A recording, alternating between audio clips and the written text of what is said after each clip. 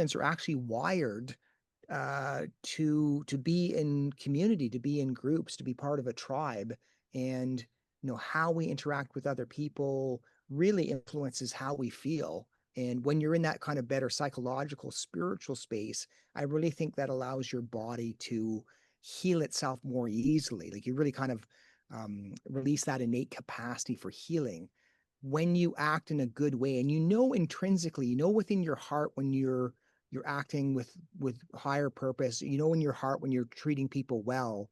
And that, I think, has an effect on the psyche and the stress, and just being in that very positive space of acting with integrity has a profound influence then on your physical body. So I think the psyche and using this kind of wisdom, can really influence your health is really the big picture.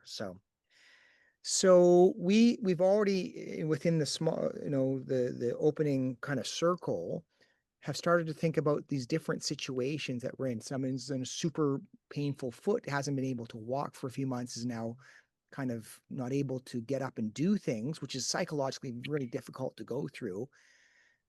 A friend slash family member saying you need to get going. So how do you respond to that? How do you help yourself psychologically? Or I'll even take you back to when you first get a cancer diagnosis.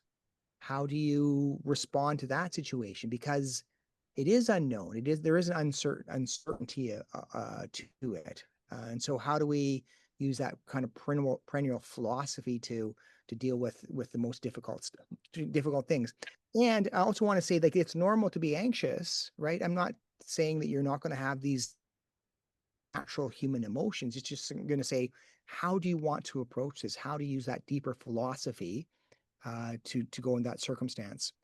Or I guess we've been talking about side effects. If you have the kind of bad pins and needles and kind of pains within fingers and toes from a neuropathy, meaning the chemotherapy has damaged some of the nerves and you're suffering the side effect, how do you going to approach that? Or maybe you have bad fatigue, or maybe you can't function as well as you used to, thinking of yourself from 5 years ago, and now your capacity, your energy levels aren't allowing you to do as much as you did before, right? So how do we approach that from a kind of psychological perspective? um, at some point you're going to have to decide who you're going to share your diagnosis with. And your family and friends, are they going to withdraw from you? Are they going to become closer? How do I want to approach this? How do I want to live my life? How do I want to model how I'm going to be in this world? So again, these are all the kind of Stoic questions. I want you to think about how you approach this. You go in to see your cancer doctor, they're talking in baffle gab. It's confusing.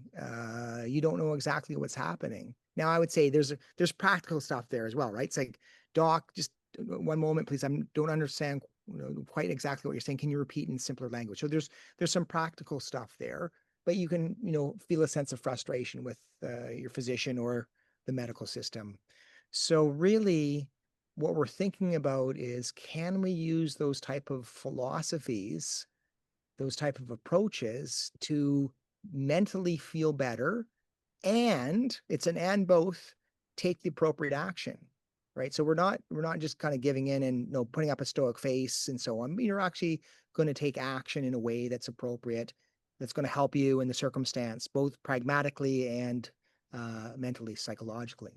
So the Stoicism, they were really focusing on this idea of virtue, uh, living in agreement with reason, meaning your logical brain is helping you decide what's the obvious choices. And I want to kind of flush out this word nature, because when I think about nature, I think about that we humans do feel anxious when we are thinking about the unknown. So that's one obvious thing that happens, and we don't want to minimize those truthful ideas. And for instance, the other thing is, if you go for a power walk first thing in the morning, you change the chemistry within your brain so you feel better within the day. So it's the whole health promotion empowerment piece that is, like, it's real. It actually influences the physiology of your body. If you eat a good meal that's mostly vegetarian based and it feels good in your gut, you typically feel better for a few hours afterwards. If you eat the poor food, you typically don't feel good. So again, that's nature. And so we want to be able to use those ideas essentially to live your life in the best way possible, or within your community in the best way that's possible. So the high is the highest good. So, and so I think of it, they're like, you're kind of pragmatic. You're calm and rational. You're not kind of flying off. You're not reacting, with anger, degrees of frustration. Yes, you're going to still be mourning some losses. It's normal to kind of go through that grieving phase, et cetera, et cetera. But ultimately, you're thinking, how is it that I want to live my life? Just like a calm, rational, your highest self, your best self, thinking about how am I going to approach this difficult situation. So they're the philosophers that started this, and then I'll tell you a little bit about Epictetus, who was actually a slave, and then he kind of got released. His master actually broke his leg, and he responded with like, I warned you that if you kept twisting my leg, you would break it, but he didn't. Um, he didn't mourn his loss. In some sense, he said, "I'm just going to make the best," and he had to, use a a cane for the rest of his life. But I'm going to make the best of this circumstance. Seneca, Marcus Aurelius was actually a Roman um, emperor, so like he was the king of like Rome, and he was writing these meditations every day about how to live the best, right, how to treat other people, how to work with his own mind. And that's the other kind of teaching here, is like, how do you work with your own thinking, to be very clear about being the master of those thoughts and where you're going to focus your energy, and not the victim of them. So there's Zeno saying, man conquers the world by conquering himself. How do we master our mind? How do we decide that we're going to put our energy into the things that we can control, right? So we're going to master ourselves. We're going to master our response, and not be, at the whim of the external circumstances. Why is it important? Because we are all going to run into uncertainties and difficulties and so on. In fact, I would say to you, expect it. All of us are going to run into tough stuff. And so when that tough stuff happens, we don't have to be disappointed, because this tough stuff's going to happen, but we can just kind of see it like, okay, this is what's happening now. Pragmatically, how am I going to respond to this difficult situation? So it's the response, that it's as if you're taking the external world, you're almost like passive towards the external world and what you can't control, and you're really focusing your energy on, how am I going to respond to the circumstance? And then when you see it that way, this is the whole empowerment piece. When you see it that way, then it decreases your mental distress. And we know that from our studies. Like, you're taking an active role, you're doing everything possible, then you can relax, because I've done everything possible. I don't have to worry about the extras. And so the first major thing is, we focus on the things we can control, and we let go of the things we can't, like the serenity prayer. And God grant me the wisdom to know the difference between those two. And that also builds emotional strength. As you practice this, you get better and better and better at being able to watch the emotional response. Like, why do you get irritated at people? Like, they're just being people, right? They're humans. And so if we can watch our irritations come up, we don't have to buy into them. We don't have to let the judgments influence us in some way. So, and that ultimately gives you better emotional resilience, right? I don't have to get super upset in this circumstance. I can get the appropriate degree of upset. And those emotions are normal too. So, okay, so what's this to do with cancer? It's obvious. And then we're dealing with uncertainty, oftentimes dealing with a kind of loss of control. And we're, we're hearing from the check-in that you run into these difficult situations. So it's going to happen. And so by seeing the world as kind of external, and your response is what you have control over, you kind of get that sense of empowerment. And it's like changing the game so that you can win, I guess, is the other way I would talk about this.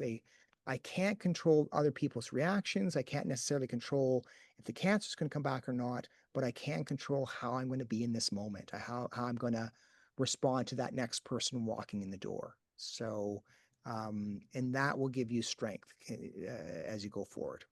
Okay, so some more of the kind of pillars of Stoicism. So obviously, this idea of control, what can you control, what can't you control, and then the cardinal virtues. Um, we focus on what we can control. So another thing is, so there could be a truthful statement. The truthful statement could be something like, for the rest of my life, I'm not going to be able to do what I did 5 years ago or 10 years ago. To me, that's true. That's just a true statement. However, you don't have to focus your mind on something just because it's true. You can say, it's not helping me to go there psychologically. I'm now going to focus to say, okay, but what can I control from here? What can I control from this moment on or this day on, etc. And that is much more empowering. So it also interestingly aligns with what they call acceptance and commitment training, ACT, which also recognizes that some thoughts, even though they might be true, they're just not helpful. So let's let go of the unhelpful thoughts, even if they're true, and focus then internally. And so you start to ask yourself the question, what do I actually have an influence over? And so, and then the cardinal virtues, as you'd imagine, what's good or bad? What can you control? Courage. It's not just like, if there's a bully, I'm going to stand up to the bully. It's more like this kind of fortitude to say, I'm going to choose the right way to live. Like I'm going to it's like encourage. The French word cour is heart. I have the heartfulness to say I'm going to buck up in this difficult situation and I'm going to do what's right, as opposed to shrinking away from taking the higher road or doing the right thing. So courage is like, to me, it's this kind of sense of, I'm going to put my life energy, my life spirit into something that's important. So that's that kind of focus. I like this justice, treating others fairly. We humans are humans. We are the result of an evolutionary process that really connects us with other people. And when we treat other people well, when we act with integrity, it feels good. It really does feel good. And so, if you can put yourself into that psychological space, taking the higher ground, not being resentful or comparing yourself with others and jealousies and these kind of more petty ideas, you actually feel better because you're taking the upper ground there. And then lastly, this idea of temperance, i.e., not too much, not too little. And we heard this also in the check-in is, are you so focused on your healing program that you're like working out 10 hours a day and you're, juicing vegetables and you're doing internet searches and you're so busy trying to do all these things that you're not spending time connecting with your loved ones, for instance, or, um, you know, this idea that you need to be proactive and do enough exercise that it's the right exercise for you, but also not be, not be too lazy or not just relax into stillness. It's kind of finding the balance for you. And the other example I would give you is, because my dad was really harsh and I didn't want to be like him. I At some point in my younger life, I didn't think getting angry was appropriate, and now I recognize that there are times when you need to kind of use the anger response when there's a really unjust circumstance, but consciously and deliberately. And so again, yeah, so it's very rare that I would angry, but it's not like I'm wanting to shut that off completely. If there's that's a moderation or a balance, even to the most difficult of emotions. So temperance. Epictetus says some things are within your power, while others are not. Within our power are opinion, motivation, desire, and in a word, whatever is our own doing.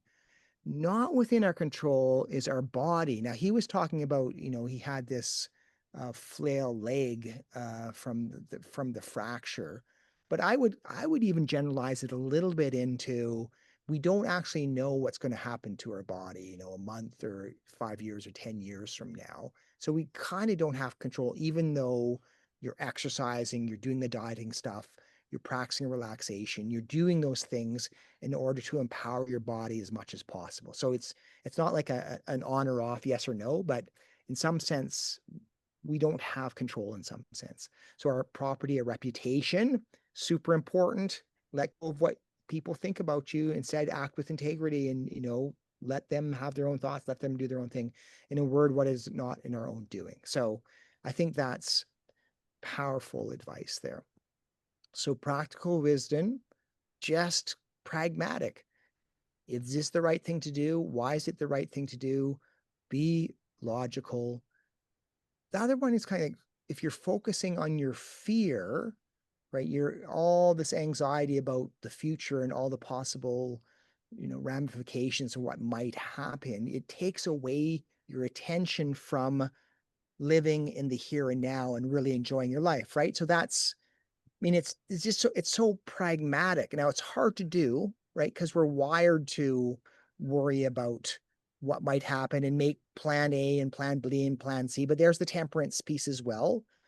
Plan for the worst, hope for the best, but don't get so wrapped up in the fear response that you're causing yourself a kind of a stress reaction. So you ask yourself, well, what am I missing if I'm into this kind of worrying loop? I allow my mind to kind of circulate like a hamster on the wheel about worrying, like I'm missing my life in some sense. We can't control it all. We can control our approach. This is the same thing. And this is the kind of huge event. We're not upset or not suffering from the events in our lives, but from our judgment about them. Epictetus, like that's kind of a um, classic line. Think again, is it in my control? Okay, so this is I'm sorry for being so darn direct about this, but he's just so kind of clear. I have to die. Period. This is the truth. I'm sorry if this is kind of upsetting to hear this. If it is now, well, then I die now. If it is later, then I will take my lunch. Um, uh, since the hour for lunch has arrived, and dying I will tend to later. Right? So isn't that just like so pragmatic?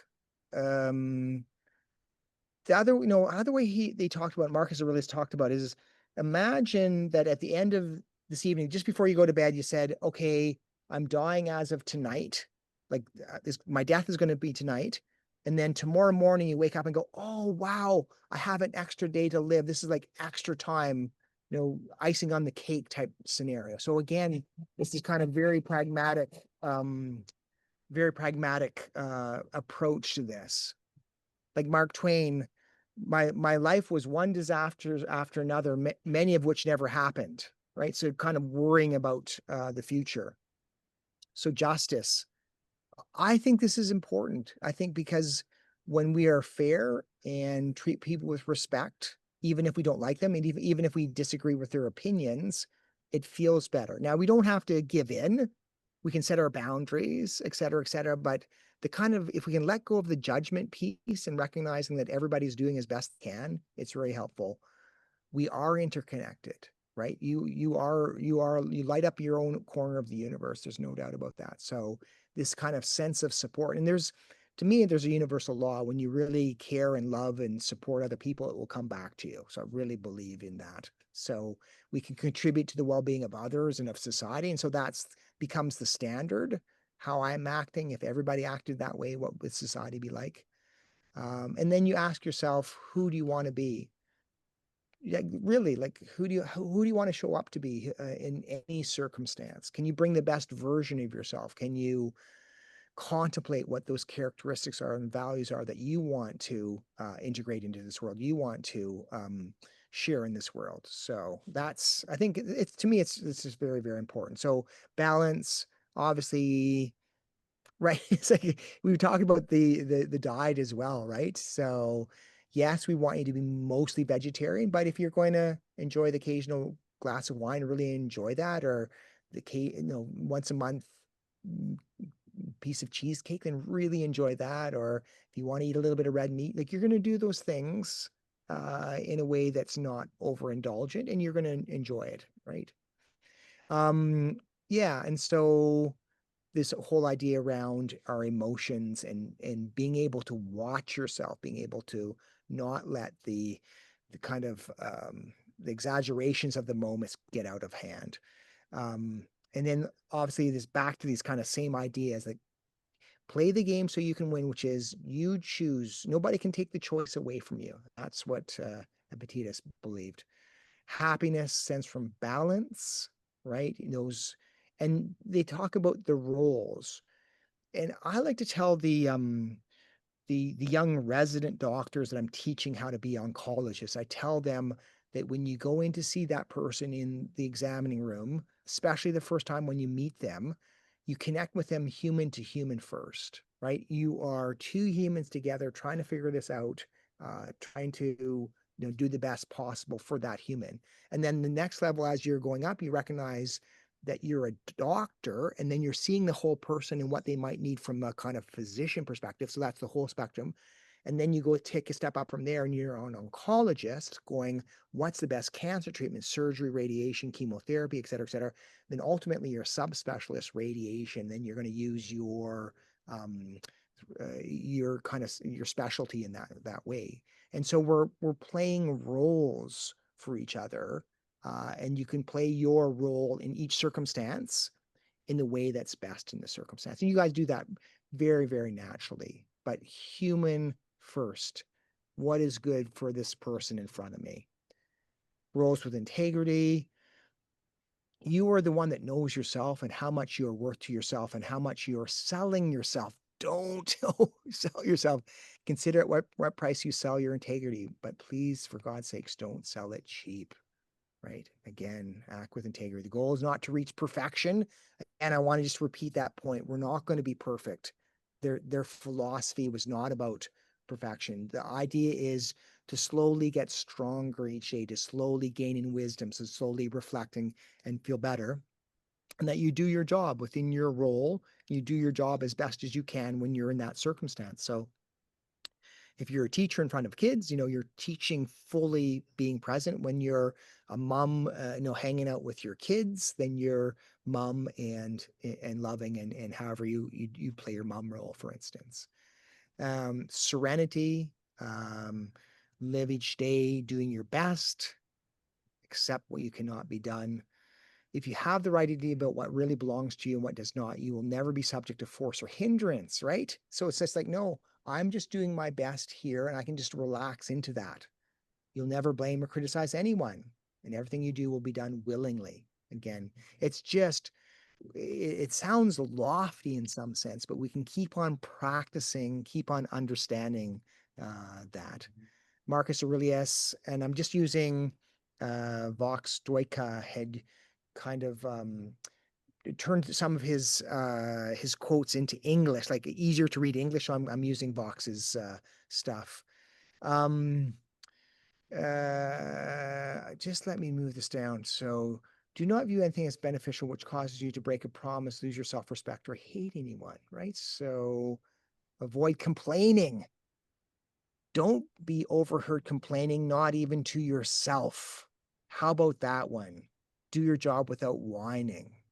No, that gives that feeling of stoicism. I'm going to do my job. That, it could be a difficult circumstance, but I'm not going to whine about it. I'm just going to do it and focus and bring the best of myself there. Whining to myself is not helpful. And this one I like. It's there's something intrinsically motivating and extremely wise. The obstacle is the way. The mind adapts and converts to its own purposes the obstacle to our acting. The impediment to action advances action. What stands in the way becomes the way. Right? You're given these life circumstances. That is the way. That is your growth. That is your growing edge right now. So think about the obstacle as the way. Adversity is part of nature. Why not rather pray for the gifts to fear none of these, desire none of them, to sorrow for none of them, rather than any one of them should be present or absent, right? So it's really this idea of not trying to clutch on to an outcome. Um, I'll just read the blueprint now. It's through adversity that we get stronger. So we can get stronger. Any circumstance. I mean, I'm always trying to reframe, and even the difficult situations, and even when I'm may do stupid things and so on, I think to myself, but I can get stronger from this. I can learn from this. I tell the residents that as well. It's like your job is to become a better doctor, right? Is to learn, from your mistakes. Um, Practice getting back on track. I'll just read the blue part of this again. Um, I'm thinking about from the PEP program that you're going to get off, you're going to fall off the wagon sometimes, right? You're going to, forget to exercise for a month, or your diet's going to get a little bit cruddy for a month, or you're not going to do the meditation. So it's like keep on practicing. It's the muscle of returning, the muscling of trying again, muscle of like starting fresh, I think is really important there. Life is short and death comes to us all. That means that the time for action is now. It's hard for us to believe sometimes, but it's very important to say today's the day, carpe diem, right? So lots and lots and lots of wisdom. Don't retreat from the world. I love this. If you conceive of all rational beings as constituted for one cooperation, then helping other people becomes a joy, not just the right thing to do. Love that. So takeaways from the talk, focus on what you can control, right? The key is in how we respond, right? That's really the key there. It's your choice. And then you can kind of think pragmatically as to how to do this. Okay, I think that's it. I'll stop there.